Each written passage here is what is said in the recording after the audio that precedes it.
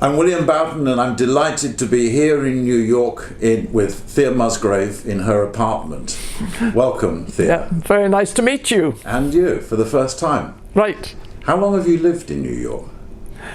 Not very long, because when we first came to the States after we were married, I tried to get my husband to live in Britain for a little while, but then he had an irresistible invitation to start an opera company. This was in 1975.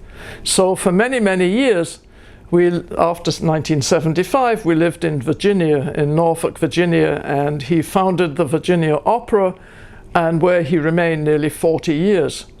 However, during that time, I had an offer to come and teach at CUNY, which is the City University of New York.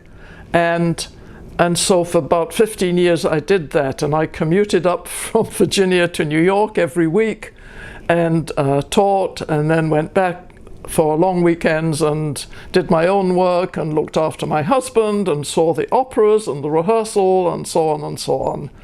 So that was great. What was really funny, however, was sometime during that time, a board member came up and said, "Where'd y'all live?" And at that point, we were still living partly in California, and I was teaching in New York, and of course we were also in Norfolk, Virginia. So I think it was my husband said, "Well, we have 3 bedrooms." So the board member looked sort of relieved. "Oh yes, so they live in a nice big mansion, you know, with 3 bedrooms and so on and so on." But then Peter spoiled the effect by saying, "But each bedroom is in a different city," which was nice. In fact, we had tiny apartments in each place. Were you here on 9/11? Were you living? I was actually right across the street, not in this particular apartment now, but just across the street. Yes, I was supposed to teach the very next day. I had flown, no, I was supposed to teach that evening. And I used to teach in the afternoons and evenings, so I was working in the morning. And I thought, it's funny, there's no phone calls and emails weren't coming in. I thought, that's really strange. So I did my work, and then I stopped and had some lunch and turned on the television. And then I saw this plane going into the World Trade Center, and I thought, oh, a new movie. Where's Sean Connery? How exciting, we have to get to see that movie. And then I realized, no, this is real. My God. So I tried to call my husband, but the phone lines were down. And I thought, well, I suppose I won't be teaching today. So I didn't know what to do. But in the end, I went out and walked up the street a few blocks where a colleague of mine, we were supposed to team teach that evening, Bruce Saylor. And he was there. And by good luck, because he had gone to take his daughter and therefore was a little late starting. And then at that point, the bridges were down. So he was there. So we spent some time together watching television and discussing things. And then I walked back home, and I walked near Lincoln Center, and they had spread a ribbon like police, you know, a yellow ribbon, police line, do not cross, as if that would stop terrorists. I mean, you know, what were they thinking of? And I saw people walking up the street slowly as if they'd walked all the way from Wall Street, because, I mean, this was now about 3 o'clock in the afternoon, and 9/11 happened early that morning. And so there was no subways, and buses weren't working, obviously. And then that evening, I called to some friends across the street, and I said, you know, I don't want to be alone this evening. I mean, normally I don't mind, but I didn't want to be alone that evening. So I said, do you think we could go out for dinner together? So Michael and his wife said, sure. So we walked up Amsterdam, and some of the places were all shut down, and 1 or 2 places were open. And it was a beautiful, beautiful evening. It was September 11th, of course, so it was sunny and the sky was clear. It was absolutely beautiful, and for a moment you thought, you know, we're having a nice evening.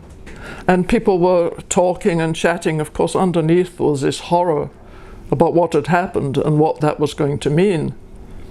So that was my experience of 9/11. I mean, and nobody knew quite what had happened and why and what lay in the future for everybody. Yeah. Terrifying experience. Terrifying, really terrifying. Absolutely. So, you came here initially to teach. I came, as I thought, for 3 months. I knew Peter Fricker slightly, but then he and his wife left for Santa Barbara, and when Peter took up this job. And then I heard from him that he would be taking a sabbatical, and would I like to come to Santa Barbara for 3 months and take over. I had only once been to the States. When I came, after studying with Boulanger in Paris, I came to Tanglewood in the late 50s and studied with Aaron Copeland, who was also a student, I think one of Boulanger's first students actually. And so I had the chance to be on the East Coast, up in Tanglewood and a little bit in New York. So this was a chance to go to the West Coast, which was a whole other country, really very different in those days. So I thought this was an adventure, why not? And then what happened, so I was set to come to teach in April, May, a little bit of June, was what the spring quarter. But then I was in London watching television around about February, and I saw in the news, in the national, the international news, that the students in Santa Barbara had burnt down the bank. I thought, why am I going somewhere where students burn down banks? And I nearly cancelled. I thought, you know, I don't need that. But anyway, things calmed down. And this was really a protest because it was the height of the Vietnam War, which was getting more and more. And I think living in London, I wasn't really aware of how serious it was. You know, we knew about it, of course, but we didn't reckon really what the implications were. Soon did when I got here, and then a few weeks later, Kent, the famous Kent State, every American remembers those words, Kent State uprising, and a lot of hostility and discussions and so on. But the interesting thing is that when you live through periods of time like that, when you talk to people, you meet them on a deeper level than perhaps you do normally. Yeah. Because you talk about real things and real issues and what do you think about this and what do you think about that, and you get into issues right away. And that's when I met this guy, Peter Mark, and just over a year later we got married. So that changed my life totally.